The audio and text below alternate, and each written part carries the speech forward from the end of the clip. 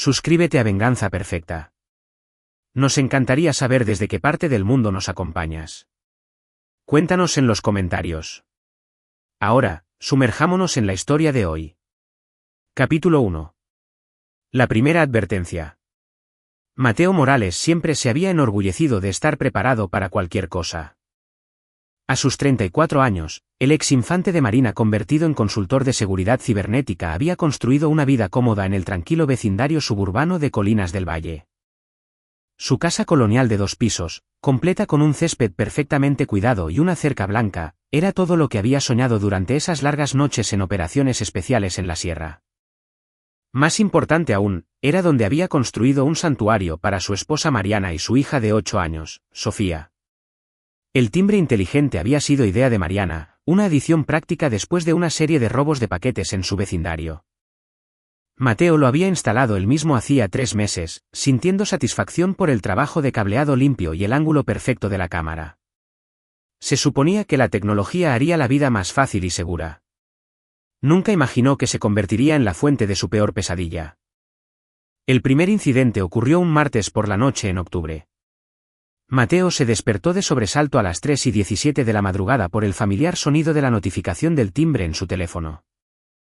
Somnoliento y confundido, miró la pantalla, esperando ver un mapache o tal vez una entrega nocturna. En cambio, la transmisión no mostraba más que estática, una masa retorcida de distorsión digital que le hizo llorar los ojos. «¿Qué demonios?», murmuró. Teniendo cuidado de no despertar a Mariana, quien dormía profundamente a su lado, se deslizó fuera de la cama y bajó las escaleras, con sus pies descalzos en silencio sobre los pisos de madera. Viejos hábitos de sus días militares. Al asomarse por la ventana delantera, no vio nada inusual. La calle estaba vacía, bañada por el resplandor ámbar de las luces de la calle. Sin autos, sin personas, sin signos de disturbios. Mateo revisó la transmisión en vivo del timbre nuevamente, la cual ahora se veía cristalina. Lo que fuera que había activado la alerta se había ido, dejando atrás solo preguntas y una persistente sensación de inquietud. Hizo una nota mental para verificar la configuración de sensibilidad del dispositivo por la mañana y regresó a la cama. Pero el sueño no llegó fácilmente. Algo sobre la estática le molestaba. No era un ruido digital aleatorio. Había patrones en ella, casi como formas, tal vez rostros. Mateo sacudió la cabeza, atribuyendo el pensamiento a su estado de estar medio despierto. Había visto suficientes horrores reales durante sus despliegues. Su imaginación no necesitaba fabricar otros nuevos. A la mañana siguiente, durante el café y la charla de Sofía sobre su próxima obra escolar, Mateo le mencionó el incidente a Mariana.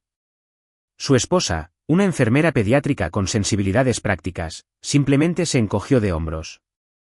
Probablemente fue solo un bicho volando demasiado cerca de la cámara, dijo ella, untando mantequilla en la tostada de Sofía.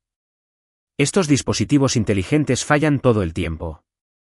¿Recuerdas cuando nuestro asistente virtual comenzó a ordenar comida para perros aunque no tenemos un perro? Mateo asintió, queriendo creer en su explicación. Pero como experto en seguridad cibernética, sabía que la tecnología no falla sin razón. Toda falla del sistema tenía una causa, ya fuera un mal funcionamiento del hardware, corrupción del software o interferencia externa. Hizo otra nota mental para ejecutar un diagnóstico completo en la red de su hogar. El segundo incidente ocurrió exactamente 24 horas después, a la misma hora, a las 3:17 de la madrugada. Esta vez, Mateo estaba listo. Había colocado su computadora portátil en la mesa de noche, conectada al sistema de seguridad que había instalado en toda la casa. Cuando el timbre sonó, estuvo alerta al instante, su entrenamiento militar entrando en acción. La transmisión del timbre mostraba la misma estática retorcida, pero ahora Mateo estaba grabando todo. Cambió a las otras cámaras.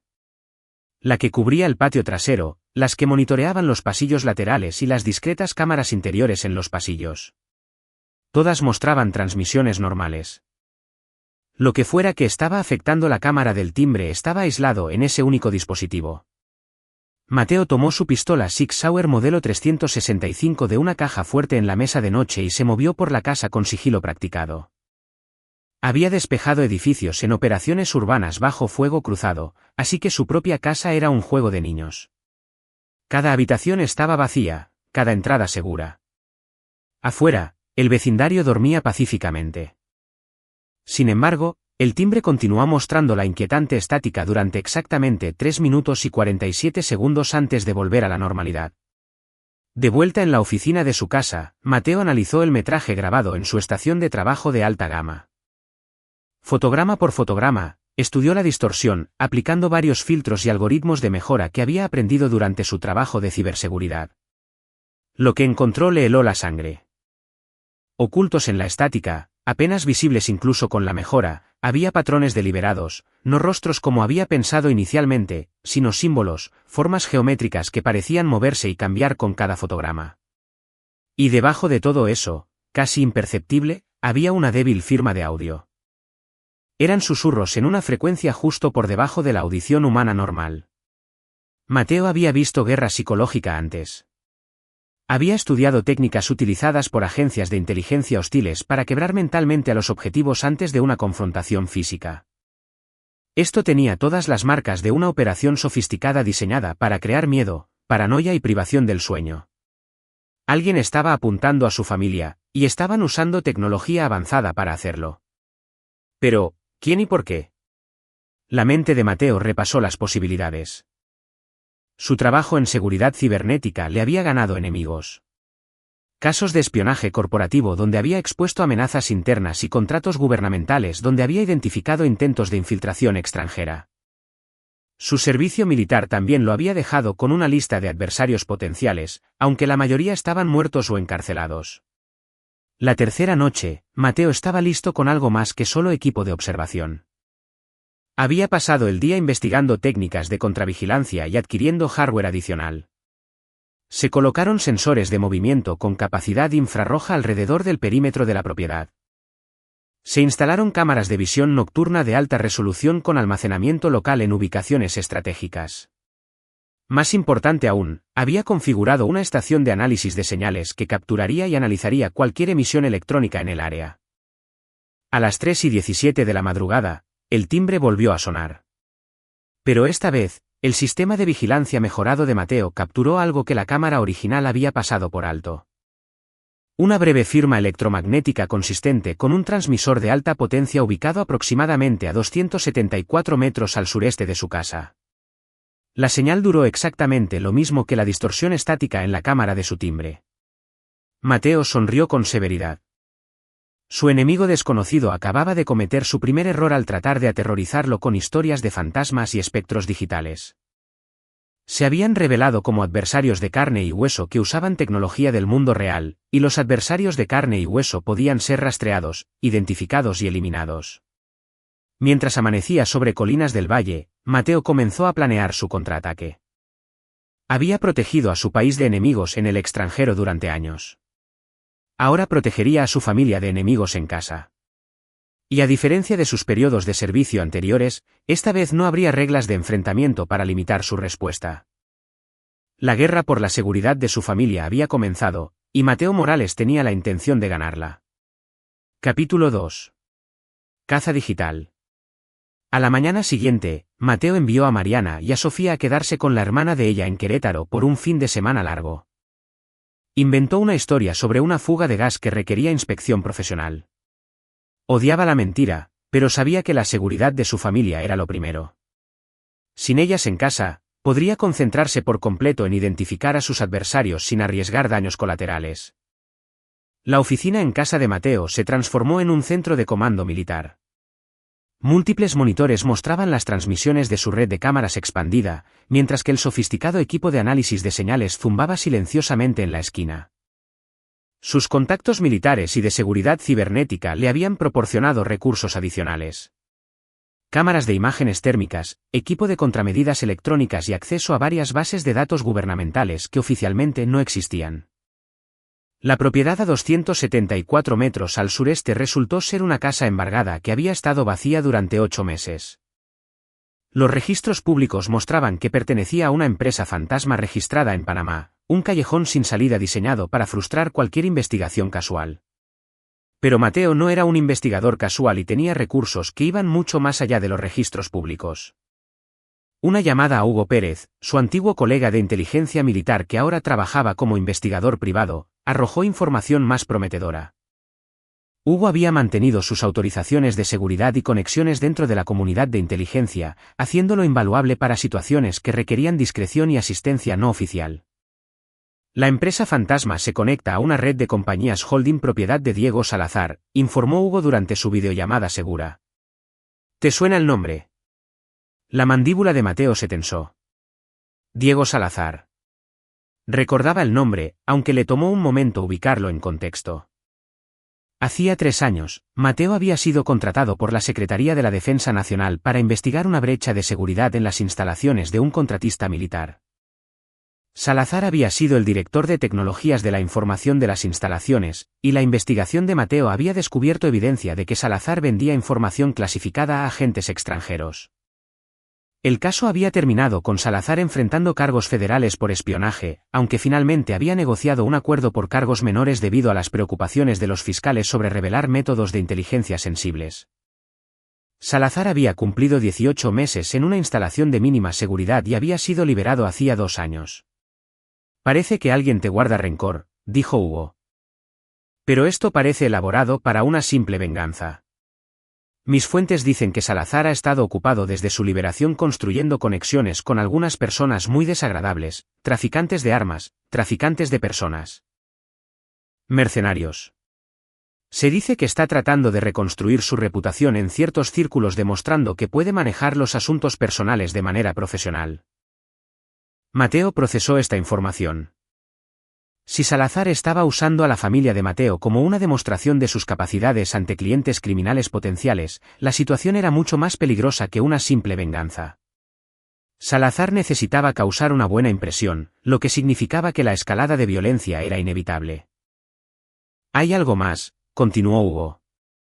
Salazar ha estado haciendo preguntas sobre ti a través de intermediarios. Tu rutina diaria, el horario de tu familia, las medidas de seguridad de tu casa. Ha estado planeando esto durante meses. Esa noche, Mateo se preparó para la visita de las 3:17 de la madrugada con precisión militar. En lugar de esperar en su habitación, se posicionó en el patio trasero de la casa abandonada, armado con equipo de visión nocturna y una gama de dispositivos de vigilancia no muy legales. Si Salazar o sus asociados estaban usando la propiedad como base de operaciones, Mateo tenía la intención de capturarlos en el acto. Exactamente a las 3:15 de la madrugada, una camioneta panel se acercó a la casa desde el camino de acceso trasero. Mateo observó a través de su mira de visión nocturna cómo emergían 2 figuras.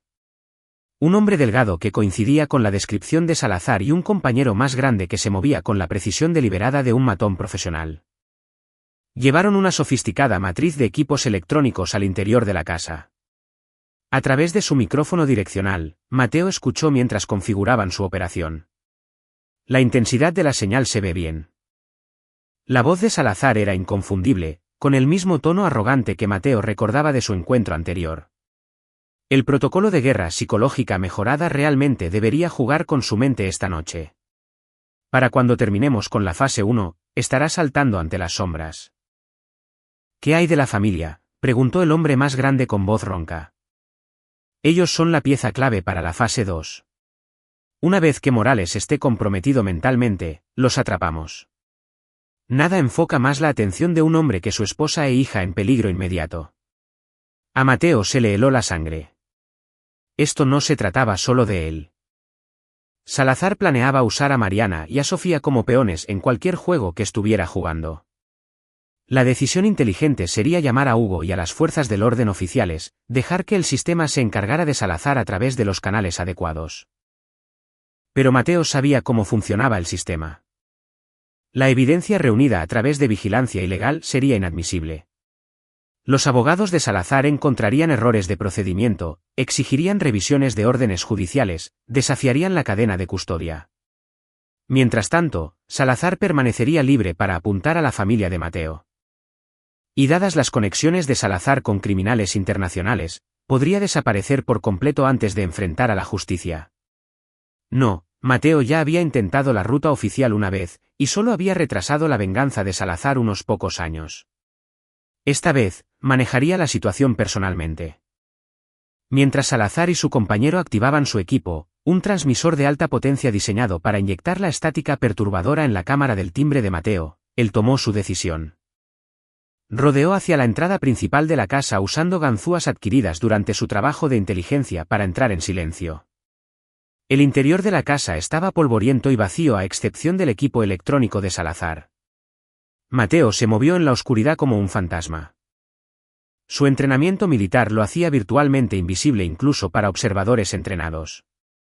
Se posicionó en el pasillo que conducía a la habitación donde Salazar estaba trabajando, lo suficientemente cerca como para escuchar cada palabra pero aún oculto en las sombras. La fase 2 comienza mañana por la noche, le explicaba Salazar a su compañero. Atrapamos a la familia durante su rutina vespertina normal. Morales hará cualquier cosa para recuperarlas, incluyendo transferir todos los fondos de su cuenta bancaria a nuestras cuentas en el extranjero. Después de eso, los eliminamos a los tres y hacemos que parezca un allanamiento de morada que salió mal. Mateo había escuchado suficiente. Activó un pequeño dispositivo que Hugo le había proporcionado, un bloqueador de señales celulares que evitaría que Salazar pidiera ayuda o activara cualquier alarma remota. Luego, comenzó su propia campaña de guerra psicológica. La primera indicación que tuvo Salazar de que algo andaba mal fue cuando su equipo comenzó a funcionar mal. Mateo, trabajando desde su experiencia en ciberseguridad, había identificado la frecuencia de control del transmisor y ahora la estaba inundando con interferencia desde un dispositivo compacto que había colocado afuera. ¿Qué demonios?, murmuró Salazar, ajustando frenéticamente los controles mientras su sistema cuidadosamente calibrado descendía al caos. La voz de Mateo emergió de la oscuridad, tranquila y controlada. Hola, Diego. Creo que es hora de que hablemos. Capítulo 3. El cazador se convierte en presa. Salazar se dio la vuelta rápidamente, con el rostro pálido bajo el resplandor de su equipo averiado. Su compañero, un hombre robusto con tatuajes de prisión que le cubrían el cuello, inmediatamente alcanzó una pistola enfundada debajo de su chaqueta. La voz de Mateo lo detuvo en seco. No te recomendaría eso, Marco. Mateo había identificado al hombre a través de un software de reconocimiento facial. Marco Vargas, un ex sicario de familias del crimen organizado que había cumplido condena por agresión y agresión con agravantes. Tengo un rifle apuntándote a través de la ventana y me pica el dedo. Era un engaño, pero Marco dudó lo suficiente para que Mateo capitalizara la ventaja psicológica. En la oscuridad, los dos hombres no podían ver a Mateo con claridad, no podían evaluar su posición o capacidades. El miedo a lo desconocido siempre era más poderoso que el miedo a lo visible. Mateo Morales, dijo Salazar, intentando recuperar el control de la situación. Esperaba que tuviéramos la oportunidad de ponernos al día. Me costaste todo hace 3 años. Mi carrera, mi reputación, mi libertad. He estado deseando devolverte el favor. Tus elecciones te costaron todo, respondió Mateo, dando un paso parcialmente hacia la luz para que los dos hombres pudieran ver su rostro pero no su posición completa. Yo solo las documenté. Pero tengo curiosidad por algo, Diego. ¿Por qué la elaborada guerra psicológica? ¿Por qué no venir a mí directamente? La risa de Salazar fue amarga y sin humor. Porque quería que entendieras cómo se siente la impotencia. Quería que experimentaras la lenta disolución de todo lo que creías seguro, tal como lo hice yo. El miedo, la paranoia, la comprensión gradual de que no puedes proteger lo que más importa. Eso fue solo el principio. ¿Y ahora? Ahora mis clientes podrán ver cómo manejo los asuntos personales. La desaparición de tu familia será muy pública, muy misteriosa y muy permanente. El tipo de demostración que construye reputación en ciertos círculos. Mateo sintió una furia fría acumulándose en su pecho, pero su voz se mantuvo firme. Solo hay un problema con tu plan, Diego. No eres el único que aprendió nuevas habilidades en los últimos años. Mateo activó un pequeño control remoto en su bolsillo. Al instante, el sistema eléctrico de la casa cobró vida. No la red eléctrica estándar, sino un sistema de iluminación de emergencia que Mateo había instalado ese mismo día durante su reconocimiento. Brillantes matrices de diodos emisores de luz inundaron la habitación con una luz blanca cegadora, destruyendo la ventaja de visión nocturna de los dos hombres mientras dejaban a Mateo, que había estado esperando la activación, en gran medida sin verse afectado. Marco, cegado y desorientado, sacó su arma de todos modos. Fue el último error que cometería. Los años de entrenamiento de combate de Mateo tomaron el control y se movió con eficiencia letal. Un cuchillo arrojadizo, uno de los varios que llevaba ocultos en su persona, atrapó a Marco en la garganta antes de que el hombre más grande pudiera adquirir un objetivo. Salazar, al ver a su matón a sueldo colapsar en un charco de sangre, comenzó a retroceder hacia la puerta trasera. No puedes matarme, Morales. Tengo asociados que saben dónde estoy. Si no me reporto, tendrás a Carlos Mendoza y al cártel de los Arroyos encima. La voz de Mateo era conversacional, como si estuviera hablando del clima. O tal vez las conexiones de la mafia rusa que has estado cultivando a través de Víctor Kozlov. Yo también he estado ocupado, Diego. Tus asociados van a tener una semana muy mala. El rostro de Salazar se puso blanco. Eso es imposible. No puedes saber sobre. Sé todo sobre tu operación. Las cuentas en el extranjero en las Islas Caimán, la casa de seguridad en Bogotá, el alijo de armas que has estado construyendo en preparación para tu demostración. También sé sobre Laura Macías. La mención del nombre de Laura golpeó a Salazar como un golpe físico. Ella era su contacto interno en la división de soporte técnico del timbre inteligente, la que le había estado proporcionando información detallada sobre el sistema de seguridad de la casa de Mateo. Salazar había pensado que esa conexión era completamente segura. Laura ha sido de mucha ayuda, continuó Mateo, especialmente después de que le expliqué lo que realmente estabas planeando con la información que ella te había estado proporcionando. El espionaje corporativo es una cosa, pero ser cómplice de secuestro y asesinato. Eso conlleva una sentencia muy diferente. Salazar ahora estaba presionado contra la pared, atrapado entre Mateo y la puerta trasera que no podía alcanzar sin exponer su espalda. ¿Qué quieres, Morales? Justicia. Del tipo que no se retrasa por abogados y tecnicismos. No puedes simplemente ejecutarme. No eres un justiciero. Eres de las fuerzas de la ley.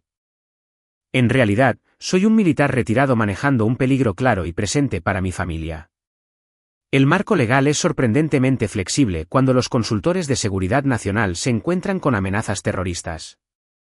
Mateo sacó su teléfono y le mostró a Salazar la pantalla.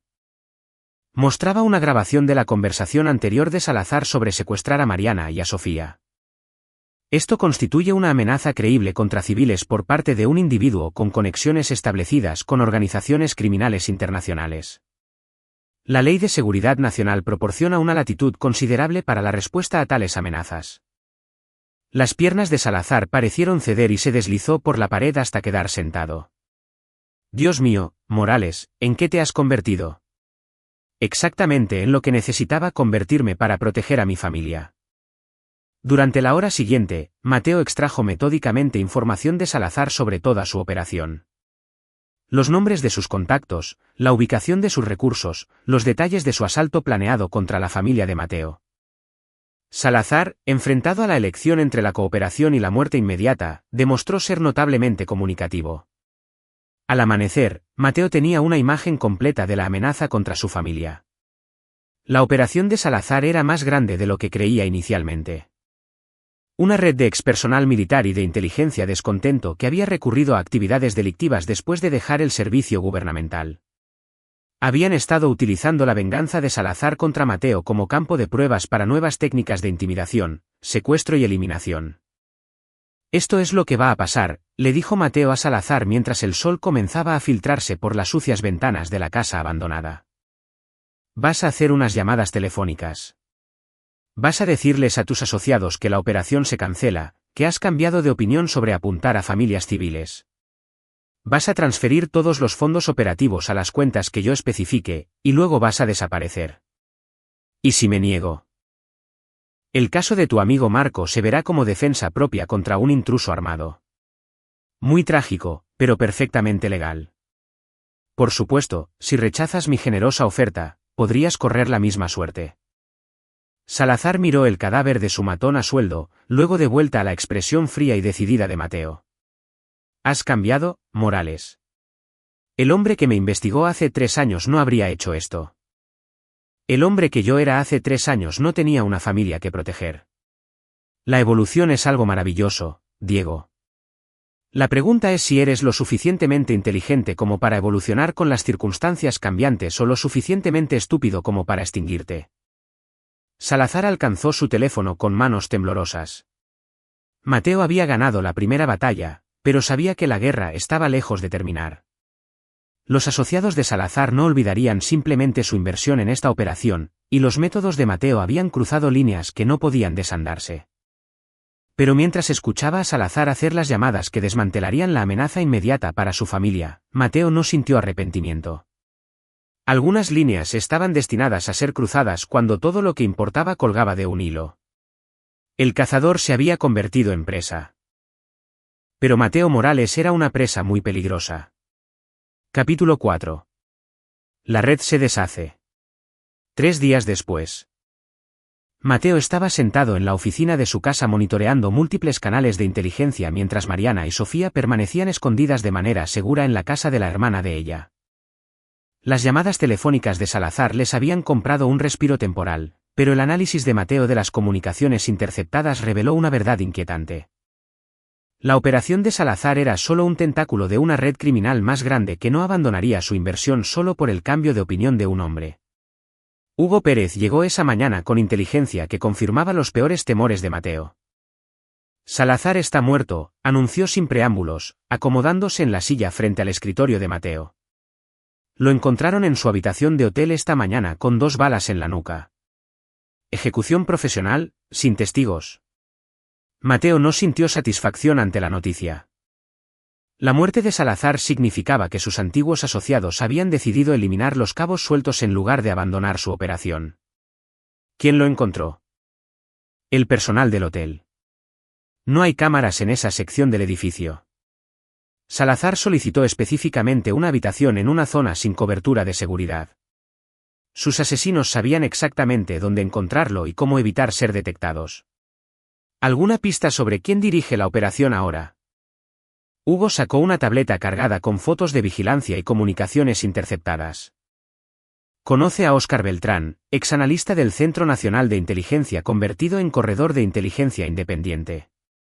Según mis fuentes, ha estado construyendo una red de personal militar y de inteligencia dado de baja para ser contratado por sindicatos del crimen organizado. Mateo estudió el expediente de Beltrán. El hombre era más joven que Salazar, tal vez a principios de sus 30, con la tez pálida y la complexión suave de alguien que había pasado su carrera detrás de escritorios en lugar de en operaciones de campo. Pero sus credenciales de inteligencia eran impresionantes. Había estado involucrado en algunos de los programas de guerra cibernética más sofisticados del Centro Nacional de Inteligencia antes de ser despedido silenciosamente por desacuerdos políticos. La operación de Beltrán es mucho más sofisticada que la fantasía de venganza de Salazar, continuó Hugo. Han sido contratados por la organización de Kozlov para probar en el campo nuevas técnicas de intimidación y eliminación de objetivos en los suburbios mexicanos. La idea es desarrollar métodos que parezcan aleatorios o accidentales, permitiendo operaciones a gran escala sin atraer la atención federal. Y mi familia es su prueba de concepto. Exactamente. A Beltrán no le importa la venganza personal de Salazar. Le importa demostrar que sus métodos funcionan. Eso lo hace más peligroso porque no está invertido emocionalmente en el resultado. Esto es solo un negocio para él. Mateo se recostó en su silla, procesando las implicaciones. Un enemigo motivado por la emoción podía ser manipulado, distraído o persuadido. Un enemigo motivado puramente por consideraciones profesionales era mucho más difícil de predecir o contrarrestar. ¿Cuál es su próximo movimiento? Según las intercepciones, se está moviendo hacia la acción directa. No más guerra psicológica. Beltrán considera que esa fase de la operación está completa. Está trayendo un equipo de especialistas para capturar a tu familia y usarla como palanca.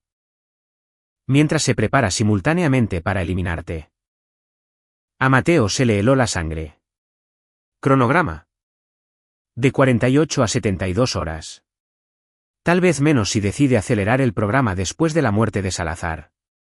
Mateo se levantó y caminó hacia su caja fuerte, sacando armas y equipo adicionales. Entonces tenemos que movernos primero. ¿Qué sabes sobre su configuración operativa? Hugo consultó su tableta. Beltrán estableció un centro de comando en un complejo industrial a unos 32 kilómetros de aquí. Una antigua instalación de fabricación de muebles que ha estado vacía durante 2 años. Tiene al menos 6 operativos con antecedentes militares. Además de personal de soporte técnico y contratistas locales para vigilancia y logística. Suena como un pequeño ejército. Lo es, pero esperan pelear contra un padre asustado de los suburbios, no contra alguien con tus antecedentes y recursos. Mateo sonrió con severidad. Es hora de ajustar sus expectativas. Durante las siguientes 12 horas, Mateo y Hugo implementaron un plan que habría impresionado a sus antiguos colegas de inteligencia. Utilizando una combinación de técnicas de guerra cibernética y reconocimiento a la antigua, mapearon toda la operación de Beltrán, hasta los horarios del personal individual y los inventarios de equipos. La visión clave provino del análisis de los patrones de comunicaciones de Beltrán. El hombre era brillante en operaciones técnicas, pero tenía una debilidad crítica, su arrogancia. Subestimaba constantemente las capacidades civiles y de las fuerzas del orden locales, asumiendo que la tecnología superior y el entrenamiento profesional abrumarían cualquier oposición.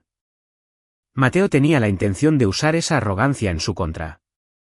La primera fase del contraataque comenzó al atardecer. Mateo se infiltró en el perímetro operativo de Beltrán utilizando habilidades aprendidas durante su servicio militar mientras Hugo se coordinaba con contactos seleccionados en las fuerzas del orden federales.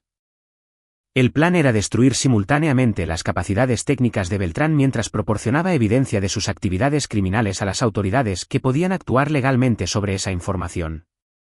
La infiltración de Mateo reveló que la configuración de Beltrán era de hecho impresionante. Equipo de comunicaciones de grado militar, sistemas de vigilancia sofisticados y suficiente poder de fuego para equipar a una pequeña fuerza de invasión. Pero también reveló una vulnerabilidad crítica. Toda la operación de Beltrán dependía de sistemas centralizados de comando y control que podían ser comprometidos por alguien con la experiencia en ciberseguridad de Mateo. Trabajando desde una posición oculta dentro de la sección de oficinas abandonadas de la instalación, Mateo comenzó a infiltrarse sistemáticamente en las redes de Beltrán. Su primer objetivo fue el sistema de comunicaciones que coordinaba los operativos de campo de Beltrán. Unos pocos programas de virus cuidadosamente elaborados comenzaron a corromper datos, alterar frecuencias e introducir información falsa en la estructura de mando. En cuestión de 2 horas, la operación de Beltrán estaba descendiendo al caos. Los equipos de campo recibían órdenes contradictorias. Los sistemas de vigilancia reportaban objetivos fantasma. Y la red de comunicaciones segura estaba transmitiendo información confidencial en frecuencias monitoreadas por agencias federales. Pero el verdadero golpe maestro de Mateo fue más sutil. Usando su acceso a los sistemas de Beltrán, plantó evidencia de una conspiración criminal mucho mayor. Tráfico de armas, lavado de dinero, conexiones con organizaciones terroristas internacionales. Todo ficticio, pero lo suficientemente convincente como para desencadenar una intervención federal inmediata cuando se combinaba con la evidencia real del asalto planeado por Beltrán contra la familia de Mateo. Para la medianoche, el centro de comando de Beltrán estaba rodeado por equipos tácticos de la Fiscalía General de la República respondiendo a lo que creían que era un ataque terrorista inminente contra objetivos civiles. La evidencia que Mateo había plantado, combinada con las intercepciones de comunicaciones reales que Hugo había proporcionado a sus contactos federales, pintó la operación de Beltrán como una clara amenaza a la seguridad nacional que requería acción inmediata. Mateo observó a través de miras de visión nocturna cómo los agentes federales irrumpían en las instalaciones. La mayoría de los operativos de Beltrán se rindieron de inmediato, reconociendo que la resistencia contra la abrumadora fuerza federal solo se sumaría a sus eventuales sentencias. Pero el propio Beltrán logró escapar durante la confusión inicial, escabulléndose por un túnel de mantenimiento que Mateo no había identificado durante su reconocimiento. El hijo de puta se ha ido, informó Hugo a través de su enlace de comunicaciones seguras. Los agentes federales están asegurando las instalaciones, pero Beltrán se ha esfumado. Mateo no estaba sorprendido. Los hombres como Beltrán siempre tenían planes de escape, y su experiencia en inteligencia significaba que sabía cómo desaparecer efectivamente. Pero Mateo también sabía que un hombre en fuga tenía opciones limitadas y necesidades predecibles. Intentará llegar a sus contactos internacionales, respondió Mateo. Probablemente a través de la red de casas de seguridad que ha establecido para situaciones como esta, pero primero necesitará recursos. Dinero, nuevos documentos de identidad, transporte. Eso significa que tendrá que acceder a los activos que tiene en efectivo localmente. ¿Puedes rastrearlo? Mateo sonrió mientras monitoreaba los flujos de datos que provenían de las computadoras comprometidas de Beltrán. No necesito rastrearlo. Sé exactamente a dónde va. Durante su infiltración de los sistemas de Beltrán, Mateo había descubierto algo que el hombre probablemente no se dio cuenta de que había revelado. La ubicación de su dinero de emergencia. Los registros financieros, los registros de comunicación cifrados y las imágenes de vigilancia apuntaban a una instalación de almacenamiento donde Beltrán guardaba recursos exactamente para este tipo de emergencia. Mateo ya se estaba moviendo hacia esa ubicación cuando el centro de comando operativo de Beltrán estalló en actividad policial federal. Esto no había terminado. Recién entraba en la fase final, y Mateo tenía la intención de estar esperando cuando Beltrán llegara a recoger sus recursos de escape. Capítulo 5. La trampa se cierra. La instalación de almacenamiento se encontraba en un distrito industrial que había visto días mejores, rodeada de almacenes abandonados y lotes baldíos donde las malas hierbas se abrían paso a través del asfalto agrietado. Mateo llegó 2 horas antes del amanecer, dándose tiempo para establecer la vigilancia y prepararse para la inevitable llegada de Beltrán. La unidad 247 estaba ubicada en la sección más aislada de las instalaciones, a la que se accedía a través de un camino de servicio que proporcionaba múltiples rutas de escape, exactamente lo que Mateo habría elegido para una ubicación de escondite. Usando equipo prestado del arsenal de investigación privada de Hugo, Mateo confirmó que la unidad contenía exactamente lo que los registros financieros de Beltrán habían sugerido. Dinero en efectivo, armas, documentos falsificados y equipos de comunicación necesarios para una desaparición profesional. Mateo se posicionó en una unidad vacía directamente frente al alijo de Beltrán, acomodándose para esperar con la paciencia aprendida durante incontables operaciones militares. La seguridad de la instalación de almacenamiento era mínima. Unas pocas cámaras enfocadas en la entrada principal y un guardia de seguridad de medio tiempo que pasaba la mayor parte de su turno durmiendo en la oficina. Perfecto para alguien que necesitaba acceder a recursos sin atención oficial. Beltrán llegó justo antes del amanecer, conduciendo un sedán robado y moviéndose con la energía nerviosa de un hombre cuyo mundo cuidadosamente construido acababa de colapsar. Mateo observó a través de un micrófono direccional cómo Beltrán trabajaba frenéticamente para acceder a sus suministros de emergencia, murmurando para sí mismo sobre la incompetencia federal y las agencias del orden locales aficionadas. Debería haberme quedado en Moscú, decía Beltrán mientras metía dinero en efectivo en una bolsa de lona. Las operaciones americanas son demasiado impredecibles, demasiadas variables. Kozlov me va a cortar la cabeza por este desastre. Mateo sonrió con severidad. Los comentarios de Beltrán proporcionaban valiosa inteligencia sobre la estructura y las conexiones internacionales de su organización. Información que sería muy útil para las autoridades federales, asumiendo que Mateo decidiera compartirla a través de canales oficiales. Pero mientras Mateo escuchaba los planes de Beltrán para escapar y eventualmente vengarse de todos los que habían interferido con su operación, se dio cuenta de que los canales oficiales podrían no ser suficientes. Beltrán ya estaba planeando su próximo intento contra la familia de Mateo, discutiendo métodos que serían aún más sofisticados y difíciles de detectar. El hombre había aprendido de este fracaso y tenía la intención de aplicar esas lecciones a operaciones futuras. Mateo tomó su decisión. Mientras Beltrán se preparaba para salir con sus suministros de emergencia, Mateo activó un pequeño dispositivo que había colocado cerca de la entrada de la unidad de almacenamiento. El dispositivo era simple, un bloqueador de señales celulares que evitaría que Beltrán pidiera ayuda, combinado con un cerrojo de puerta remoto que lo atraparía dentro de la unidad. La primera indicación de Beltrán de que algo andaba mal fue cuando su teléfono celular perdió la señal justo cuando intentaba contactar a sus manejadores internacionales. La segunda indicación fue el sonido de la puerta de la unidad de almacenamiento cerrándose de golpe y rehusándose a volver a abrir. «Hola, Oscar». La voz de Mateo provino de los altavoces que había posicionado dentro de la unidad antes. «Creo que es hora de que hablemos sobre tus futuros planes profesionales». Beltrán se dio la vuelta, arma desenfundada, buscando la posición de Mateo. Pero Mateo estaba hablando desde su ubicación oculta al otro lado de las instalaciones, usando equipo que hacía que su voz pareciera provenir de múltiples direcciones simultáneamente. Mateo Morales, supongo. Tengo que admitir que has sido más ingenioso de lo que sugería nuestra inteligencia. Salazar te subestimó significativamente. Salazar cometió muchos errores. La pregunta es si tú vas a repetirlos. Beltrán se rió, aunque Mateo pudo escuchar la tensión en su voz. No soy un aficionado buscando venganza personal. Esto es un negocio, y el negocio encuentra una manera de adaptarse a las circunstancias cambiantes. Incluso si me eliminas, otros continuarán la operación. Tu familia sigue siendo un activo valioso para demostrar nuestras capacidades.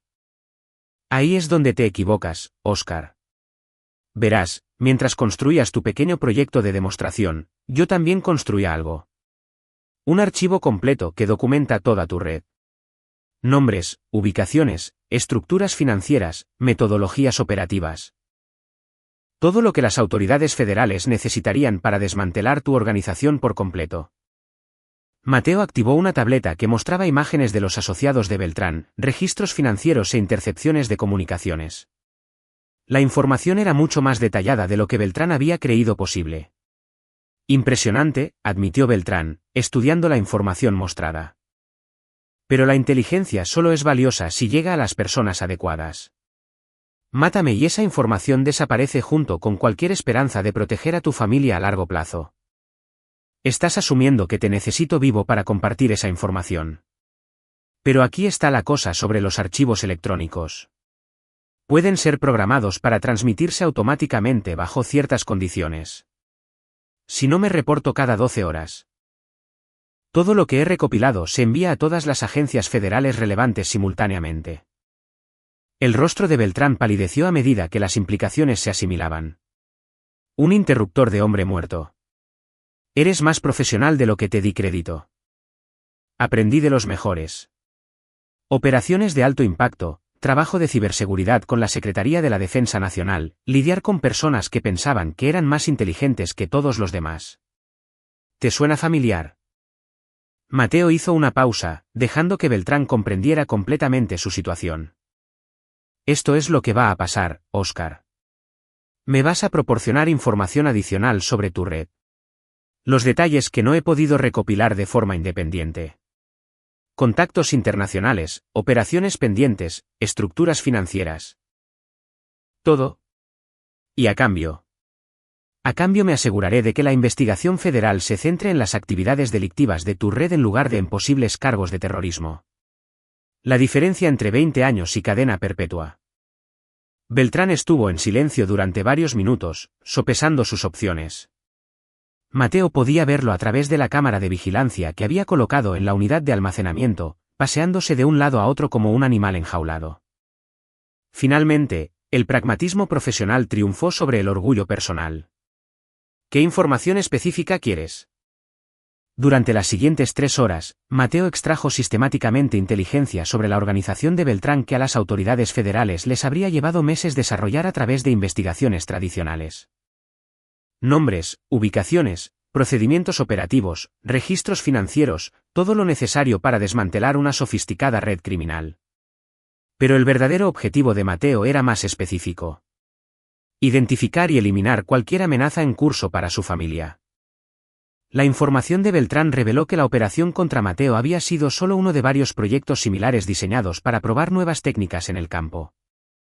Otras familias en otras ciudades se enfrentaban al mismo tipo de guerra psicológica y secuestro planeado que había apuntado a la familia de Mateo. ¿Cuántas otras operaciones están activas actualmente?, exigió Mateo. 6, respondió Beltrán de mala gana.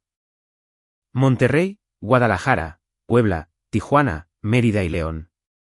Todas dirigidas a familias de expersonal militar o de inteligencia que han interferido con los intereses de nuestros clientes. Mateo sintió náuseas. La pesadilla de su familia se estaba replicando en todo el país con otras familias que enfrentaban el mismo terror que él había experimentado. La idea de otros niños como Sofía viviendo con miedo debido a los experimentos de estos criminales lo llenó de fría furia. Esas operaciones terminan hoy, dijo Mateo.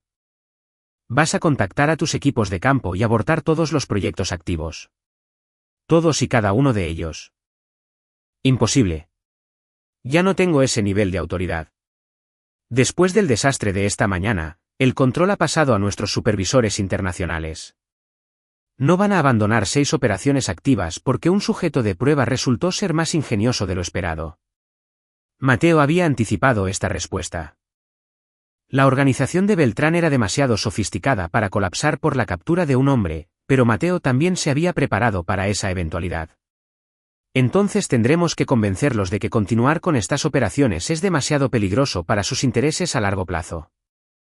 Mateo activó otro dispositivo, este conectado al propio equipo de comunicación de Beltrán. Usando protocolos que había extraído de los sistemas de Beltrán, Mateo comenzó a transmitir informes falsos sobre actividades de las fuerzas del orden federales dirigidas a toda la red. Redadas, arrestos, incautaciones de activos, cooperación policial internacional. Todo ficticio, pero reportado a través de canales y en un lenguaje que resultaría completamente convincente para los supervisores de Beltrán. En menos de una hora, la investigación federal fantasma de Mateo se había convertido en una crisis internacional desde la perspectiva de la organización de Beltrán. Enfrentada a lo que parecía ser una acción coordinada de las fuerzas del orden en varios países, la red criminal comenzó a implementar protocolos de emergencia, cerrando operaciones, evacuando personal y destruyendo evidencia. Magnífico bastardo, dijo Beltrán, observando el engaño de Mateo desarrollarse a través de sus propios canales de comunicación. Estás destruyendo por tu cuenta una operación que tomó años construir. Estoy protegiendo a familias de monstruos, respondió Mateo con frialdad. El hecho de que esté destruyendo tu empresa criminal es solo una ventaja adicional. A medida que el amanecer daba paso a la mañana, Mateo observó cómo la red de Beltrán colapsaba como un castillo de naipes construido sobre arena criminal. Los falsos informes de acciones federales se convirtieron en profecías autocumplidas a medida que las respuestas impulsadas por el pánico de la organización atrajeron la verdadera atención de las fuerzas del orden. Para el mediodía, agencias federales reales estaban investigando actividades de las que inicialmente no sabían nada. La táctica de Mateo había funcionado más allá de sus expectativas más optimistas. Pero ahora se enfrentaba a un nuevo desafío. ¿Qué hacer con el propio Beltrán? El hombre poseía demasiado conocimiento como para simplemente liberarlo. Pero matarlo a sangre fría haría a Mateo igual a los criminales contra los que había estado luchando. La solución vino de una fuente inesperada. Hugo Pérez llegando a la instalación de almacenamiento con varios hombres que Mateo no reconoció. Agentes federales, explicó Hugo mientras los hombres aseguraban a Beltrán. Resulta que tu investigación fantasma desencadenó algunas reales. Estos caballeros han estado muy interesados en conocer al señor Beltrán desde hace algún tiempo. Mientras los agentes federales se llevaban a Beltrán, Mateo sintió una compleja mezcla de satisfacción y agotamiento. La amenaza inmediata para su familia había sido eliminada, pero el costo había sido más alto de lo que había anticipado. Había cruzado líneas, se había ganado enemigos y había usado métodos que no podían deshacerse ni olvidarse. Pero Sofía dormiría a salvo en su propia cama esa noche, y eso hacía que cada sacrificio valiera la pena. Capítulo 6. Fantasmas y consecuencias. 2 semanas después del arresto de Beltrán, Mateo estaba sentado en una sala de conferencias segura en la oficina regional de la Fiscalía General de la República, frente a 3 agentes federales que intentaban conciliar su investigación oficial con la evidencia que Mateo había proporcionado. La habitación no tenía ventanas y era estéril, diseñada para hacer sentir incómodos a los sospechosos durante los interrogatorios. Pero Mateo no era un sospechoso. Técnicamente, era un testigo cooperativo ayudando a desentrañar una conspiración criminal internacional. La agente Carmen Montero, la investigadora principal, estaba revisando la declaración de Mateo por tercera vez. Veterana en investigaciones de crimen organizado, poseía el tipo de inteligencia aguda que no pasaba nada por alto y confiaba aún menos. Su historia es notablemente conveniente, señor Morales, dijo ella, sin apartar la vista de sus archivos. Usted descubrió esta conspiración, se infiltró en sus operaciones y por sí solo proporcionó evidencia que condujo al arresto de 12 individuos en 6 estados, todo mientras protegía a su familia y se mantenía dentro de los límites legales. Mateo sostuvo su mirada escéptica con firmeza. Tuve suerte. Estas personas subestimaron las capacidades civiles y cometieron errores críticos de seguridad operativa. ¿Suerte? El tono de la agente Montero sugirió que encontraba esa explicación insuficiente. Usted extrajo inteligencia que habría llevado a nuestros analistas meses desarrollar. Ejecutó operaciones de guerra cibernética que requerían una experiencia técnica significativa y coordinó actividades a través de múltiples jurisdicciones con una precisión que sugiere una planificación y recursos extensos. El agente Benjamín Soto, compañero de Montero, se inclinó hacia adelante. Hemos estado investigando la red de Beltrán durante 8 meses sin lograr una fracción de lo que usted logró en 2 semanas. Eso no es suerte. Eso es capacidad profesional a un nivel que plantea preguntas sobre sus antecedentes y motivaciones. Mateo había esperado esta línea de interrogatorio. Su cooperación con las autoridades federales había sido necesaria para eliminar la amenaza en curso para su familia, pero también lo había expuesto al escrutinio oficial que podría complicar su futuro. Los métodos que había utilizado para derrotar a la red de Beltrán no eran estrictamente legales en su totalidad, y los agentes federales estaban entrenados para identificar tales discrepancias. Tengo experiencia en ciberseguridad y entrenamiento militar, respondió Mateo. Cuando alguien amenazó a mi familia, usé todos los recursos disponibles para protegerlos. Si eso violó ciertos protocolos, acepto la responsabilidad por esas decisiones. La agente Montero intercambió miradas con sus colegas. Señor Morales. No estamos aquí para procesarlo por proteger a su familia. Estamos aquí porque sus acciones sugieren capacidades que podrían ser muy valiosas para las operaciones federales en curso. La red de Beltrán era parte de una organización criminal más grande que continúa amenazando a los ciudadanos. Mateo sintió un peso familiar posándose sobre sus hombros. Durante su servicio militar, había recibido propuestas de reclutamiento similares de agencias de inteligencia que buscaban aprovechar sus habilidades para operaciones que existían en áreas legales grises. Había rechazado esas oportunidades en ese entonces, eligiendo en su lugar construir una vida normal con su familia. Pero la seguridad de su familia había sido amenazada por el mismo tipo de redes criminales con las que esas agencias lidiaban a diario. La elección entre la vida normal y la acción necesaria ya se había tomado por él. ¿Qué tipo de cooperación están sugiriendo?, preguntó Mateo. El agente Soto sacó una carpeta clasificada. La organización de Beltrán fue contratada por el sindicato de Kozlov para desarrollar técnicas de intimidación y eliminación de objetivos en comunidades suburbanas de México.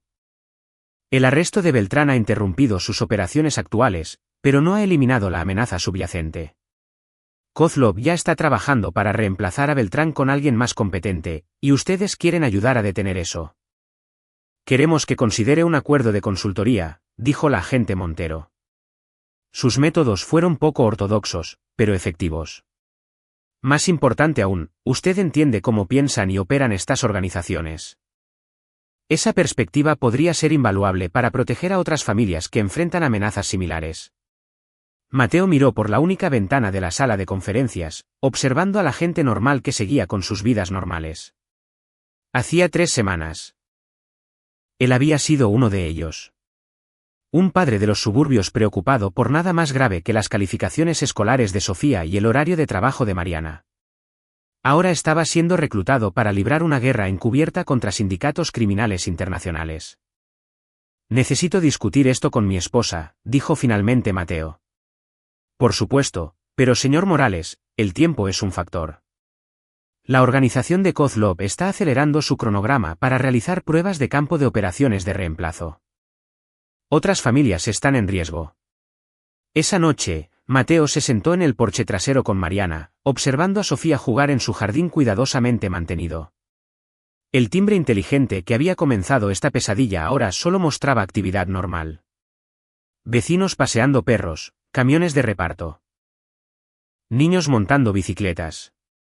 La tranquilidad suburbana que una vez había sido el mayor logro de Mateo ahora se sentía frágil y temporal. «Quieren que sigas haciendo esto», dijo Mariana después de que Mateo explicó la proposición de los agentes federales. No era una pregunta. «Quieren que ayude a proteger a otras familias de lo que nosotros pasamos».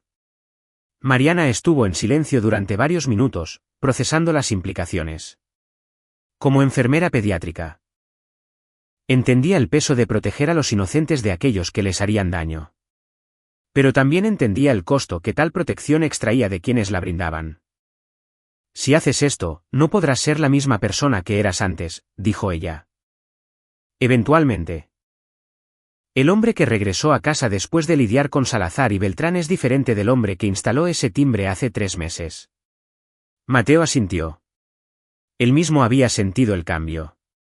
Una frialdad que no había estado allí antes. Una disposición a cruzar líneas que alguna vez había considerado inviolables. Las habilidades necesarias para proteger a su familia habían requerido convertirse en alguien más duro. Más peligroso y menos preocupado por las sutilezas legales que por los resultados efectivos. Sofía necesita a su padre, continuó Mariana. Pero otros niños necesitan a alguien que los proteja de los mismos monstruos que amenazaron a nuestra hija. No puedo tomar esta decisión por ti, Mateo, pero puedo decirte que sea lo que elijas, lo enfrentaremos juntos. Mateo sintió una oleada de amor por su esposa que fue casi abrumadora. Otra mujer podría haber exigido que se alejara del peligro. Que eligiera la seguridad personal sobre el servicio público. Pero Mariana entendía que algunas decisiones en realidad no eran elecciones en absoluto. Había imperativos morales que definían quién era realmente una persona. Los agentes federales dijeron que la organización de Kozlov ya está trabajando para reemplazar a Beltrán. Otras familias están pasando por lo que nosotros pasamos. Entonces sabes lo que tienes que hacer. Esa noche, Mateo llamó al agente Montero y aceptó su acuerdo de consultoría. El trabajo sería peligroso, moralmente complejo y legalmente ambiguo. Pero en algún lugar del país. Una familia estaba recibiendo señales misteriosas en el sistema de seguridad de su hogar. Y los niños se despertaban asustados en lo que debería haber sido la seguridad de sus propios hogares. Mateo Morales había descubierto que poseía ciertos talentos para proteger a los inocentes de depredadores sofisticados. No era la vida que había planeado. Pero era la vida que sus decisiones habían creado. Y dado lo que ahora sabía sobre las amenazas que enfrentaban las familias comunes. Era una vida con la que podía vivir.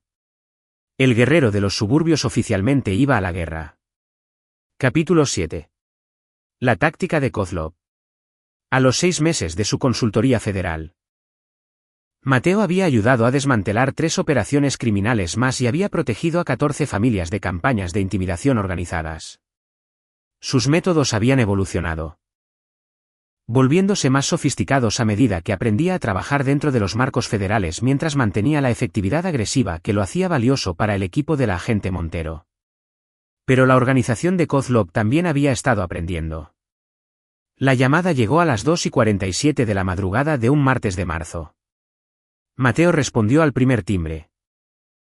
Al instante alerta a pesar de haber estado profundamente dormido momentos antes, una habilidad desarrollada durante su servicio militar y refinada a través de meses de operaciones federales. Tenemos un problema. La voz del agente Montero estaba tensa. La gente de Kozlov tiene a Sofía. El mundo de Mateo se detuvo. Por un momento, no pudo procesar las palabras, no pudo reconciliar la declaración imposible con la realidad. Sofía estaba a salvo en su habitación en el piso de arriba. Mariana la había arropado a las 9 de la noche.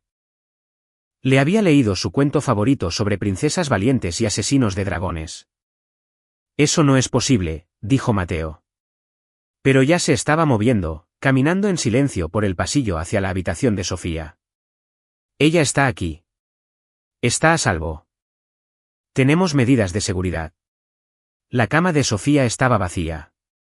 La ventana estaba abierta. Y el sofisticado sistema de alarma de Mateo no mostraba signos de intrusión. Un trabajo profesional ejecutado con una precisión que hablaba de una planificación extensa y un conocimiento íntimo de los arreglos de seguridad de Mateo. ¿Cómo? La voz de Mateo era de una furia apenas controlada. El propio Víctor Kozlov está en el país. Ha estado planeando esta operación personalmente utilizando inteligencia recopilada durante los últimos 6 meses.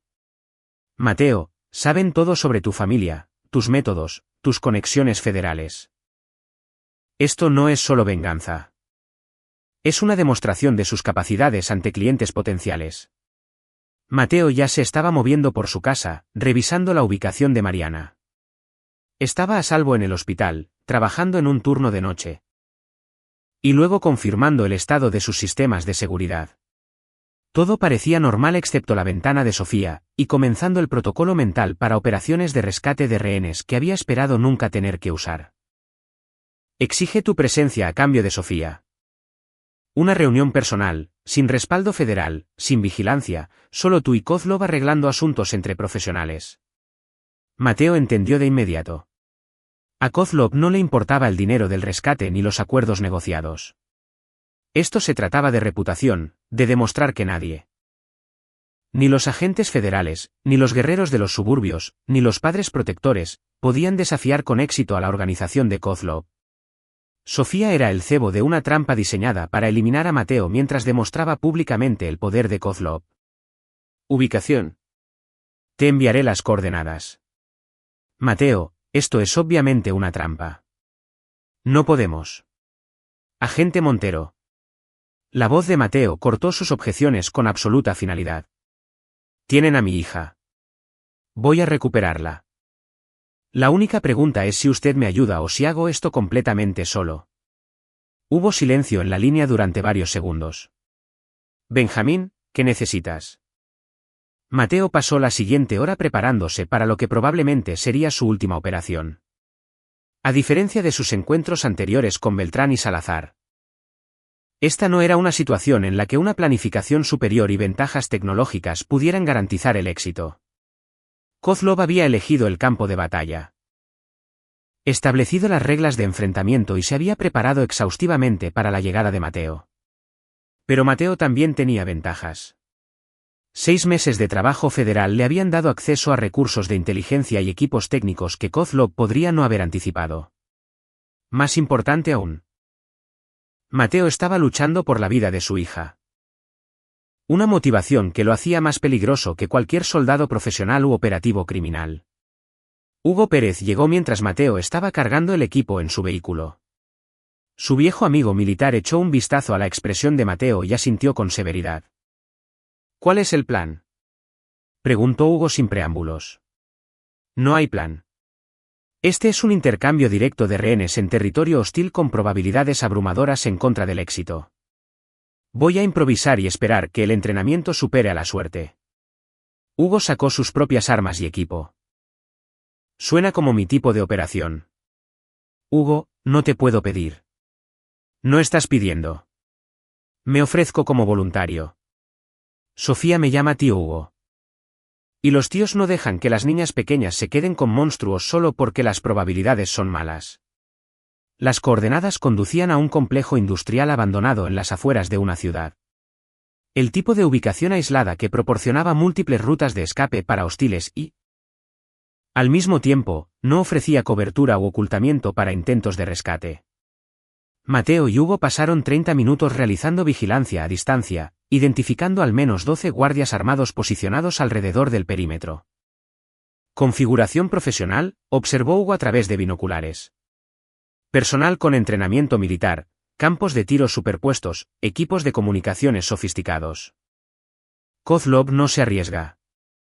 Mateo estudió la distribución de las instalaciones, buscando debilidades en lo que parecía ser una posición defensiva inexpugnable.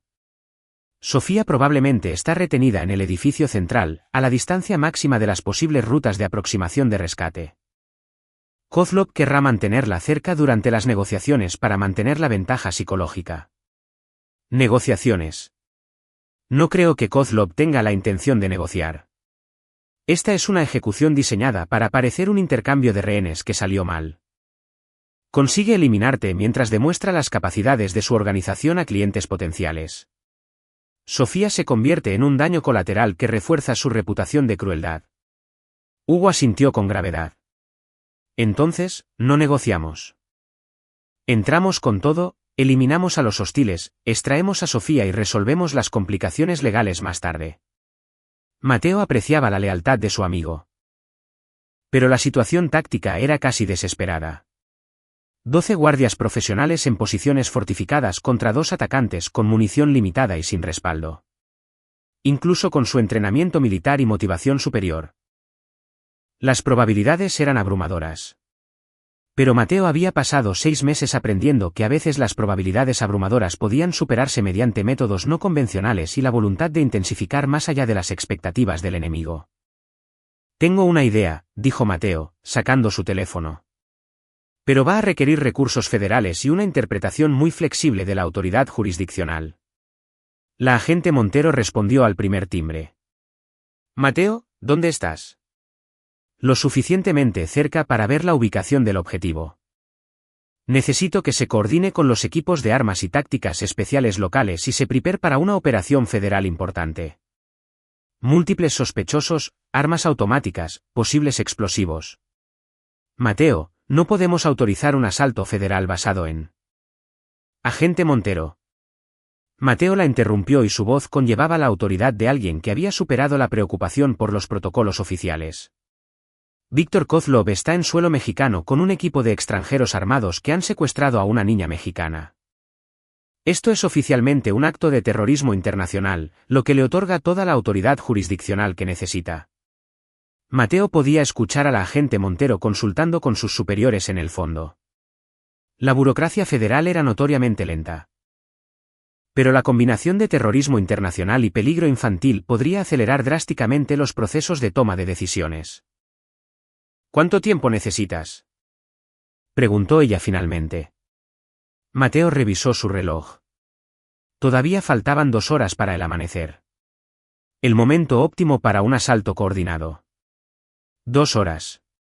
Y agente Montero, cuando esto comience, se volverá muy ruidoso y muy desordenado. Asegúrese de que su gente esté lista para eso. Mientras Mateo y Hugo se preparaban para lo que podría ser su última misión juntos, Mateo sintió la calma familiar que precedía a las operaciones de combate. Sofía dependía de él. Y Mateo Morales nunca le había fallado a nadie que dependiera de él. Víctor Kozlov estaba a punto de descubrir por qué ese historial perfecto iba a continuar. Capítulo 8. La jugada final. Exactamente a las 4:30 de la madrugada. Mateo caminó solo hacia la entrada principal del complejo industrial, con las manos visibles y vacías según las instrucciones de Kozlov. Cada paso fue monitoreado por francotiradores federales ocultos posicionados en el área circundante. Mientras Hugo coordinaba a los equipos tácticos desde un centro de mando móvil a 800 metros de distancia. Pero Mateo sabía que la verdadera batalla se libraría con psicología en lugar de balas. Kozlov era demasiado experimentado para permitir que una simple solución táctica tuviera éxito. Habría anticipado la participación federal y preparado contramedidas. La única ventaja de Mateo era que Kozlov esperaba que fuera un padre desesperado tomando decisiones emocionales en lugar de un operador profesional ejecutando un engaño cuidadosamente planeado. La entrada del edificio principal estaba flanqueada por 2 guardias que registraron minuciosamente a Mateo antes de escoltarlo adentro. El espacio industrial se había convertido en un sofisticado centro de mando temporal con equipos de vigilancia monitoreando los accesos a la instalación y sistemas de comunicación conectándose a la red internacional de Kozlov. Víctor Kozlov estaba en el centro del espacio como una araña en su red. Un hombre alto y delgado de unos 50 años cuyos ojos pálidos tenían el tipo de crueldad casual que proviene de décadas de infligir sufrimiento sin consecuencias. Sofía estaba sentada en una silla a su lado. Con las manos atadas con bridas y el rostro surcado de lágrimas, pero por lo demás ilesa. Señor Mateo Morales, dijo Kozlov en un español acentuado. Su reputación lo precede. Mis asociados hablan de usted con considerable respeto, aunque no necesariamente con afecto. Los ojos de Mateo nunca se apartaron de Sofía, que intentaba ser valiente, pero estaba claramente aterrorizada. Déjala ir, Kozlov. Tu negocio es conmigo. En realidad, mi negocio es con las autoridades federales que han estado interfiriendo con actividades comerciales legítimas. Usted es simplemente un punto focal conveniente para resolver ciertas disputas jurisdiccionales. Kozlov señaló los monitores que mostraban imágenes de vigilancia de los alrededores de la instalación. Soy consciente de que sus amigos están posicionados afuera. Agentes federales, equipos tácticos locales, probablemente francotiradores militares también. Una respuesta muy impresionante a una simple reunión de negocios. A Mateo no le sorprendió que Kozlov hubiera detectado la presencia federal, pero la confianza del líder criminal sugería que tenía recursos adicionales que Mateo no había anticipado. Recursos que podrían hacer que el asalto planeado fuera más costoso de lo aceptable. Esto es lo que sucederá, continuó Kozlov. Se comunicará con la agente Montero y ordenará la retirada de todo el personal federal. A cambio, permitiré que su hija salga sana y salva. Usted, sin embargo, permanecerá para discutir ciertos ajustes operativos a la política federal con respecto a mi organización. ¿Y si me niego? Kozlov sacó una tableta que mostraba transmisiones de vídeo desde múltiples ubicaciones en la ciudad. La sangre de Mateo se heló al reconocer varias de ellas. El hospital de Mariana, el edificio de apartamentos de Hugo, la dirección particular de la agente Montero. Negarse tendría consecuencias que se extenderían mucho más allá de esta instalación, dijo Kozlov con calma. He invertido recursos considerables en desarrollar inteligencia integral sobre todos los relacionados con sus operaciones federales. Su hija no es mi única palanca, simplemente es la más convincente desde el punto de vista emocional.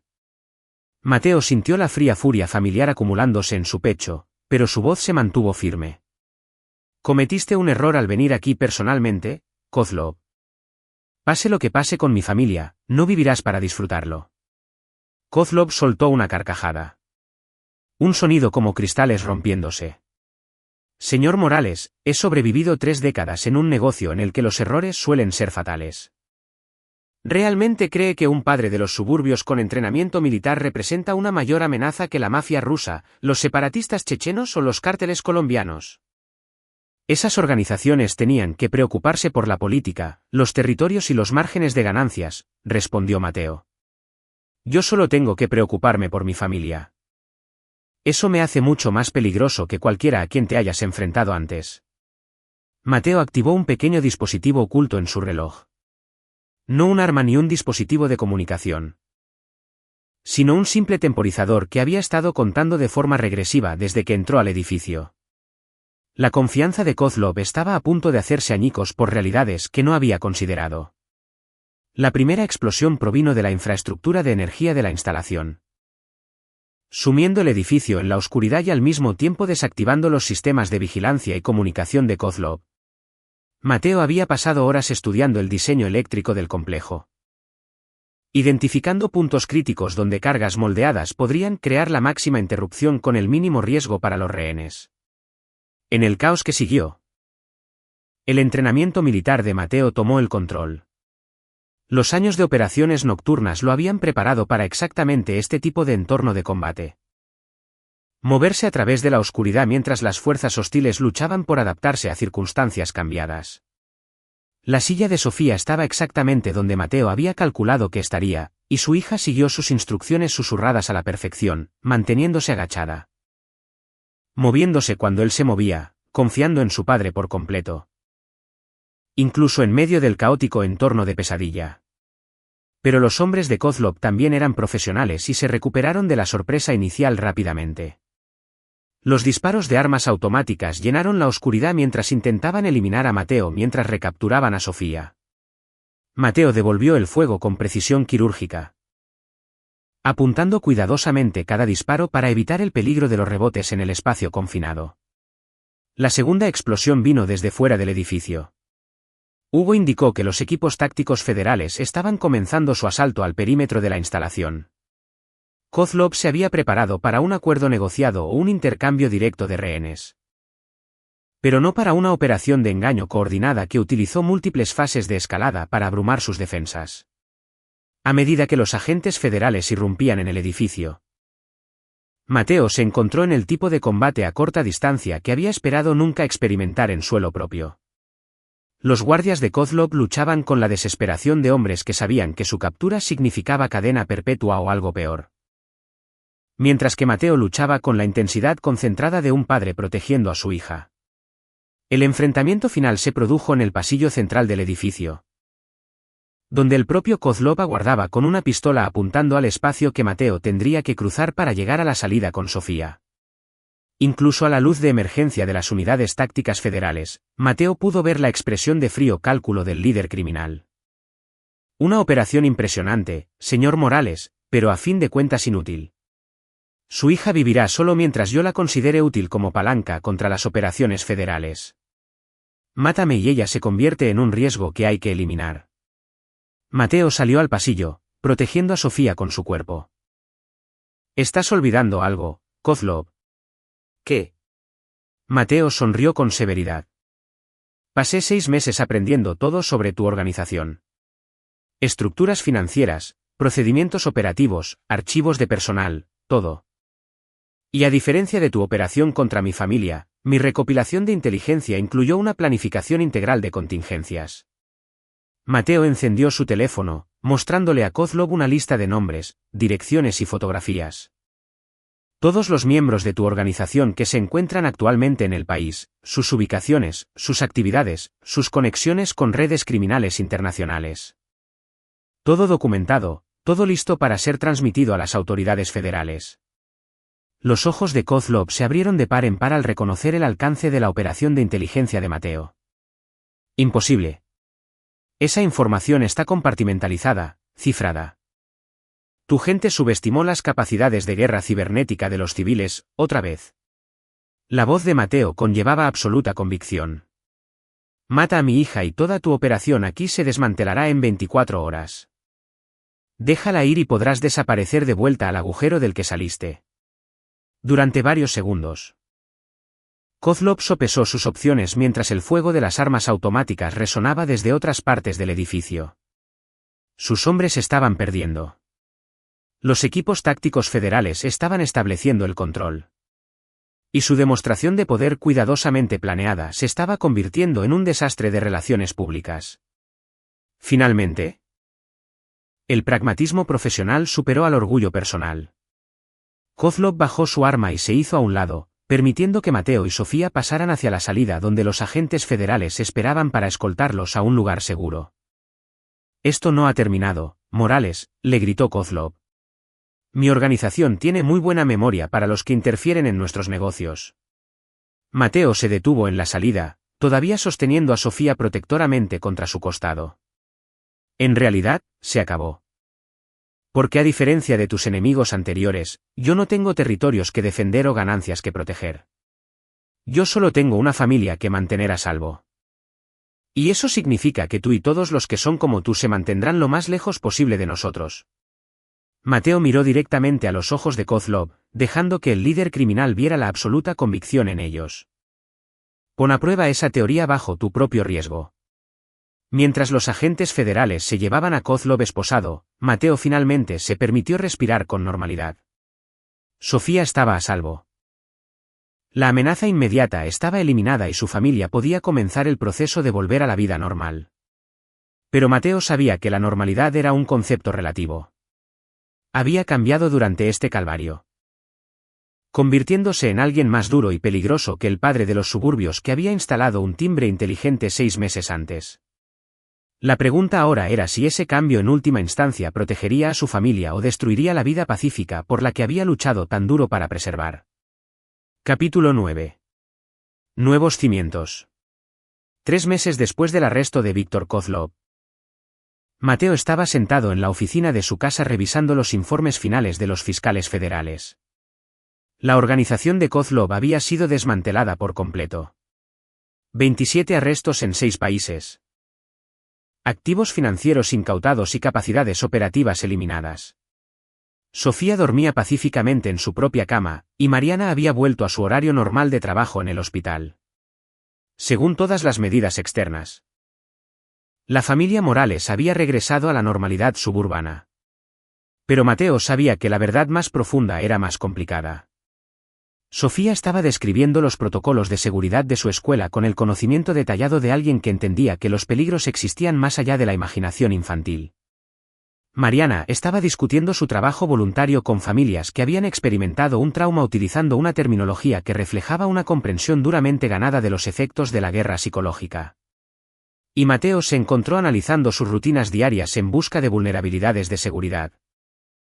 Incluso durante una charla familiar informal.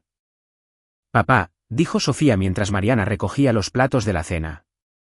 Los malos van a volver. Mateo miró a los ojos de su hija. Todavía inocente a pesar de todo lo que había experimentado. Todavía confiando a pesar de tener todas las razones para un miedo permanente. Esta era la pregunta que rondaba sus noches y que impulsaba su continua preparación para amenazas que tal vez nunca se materializarían. No lo sé, cariño. Pero te prometo que si lo hacen, estaremos listos para ellos. Sofía asintió solemnemente. Porque somos más fuertes de lo que éramos antes. Mateo sintió que su corazón se rompía y se hinchaba simultáneamente. Su hija de 8 años había aprendido lecciones sobre la fuerza y la supervivencia a las que la mayoría de los adultos nunca se enfrentan. Pero las había aprendido sin perder su humanidad esencial. Quizás esa fue la verdadera victoria. No la eliminación de amenazas específicas, sino la preservación de vínculos familiares lo suficientemente fuertes como para sobrevivir a cualquier desafío.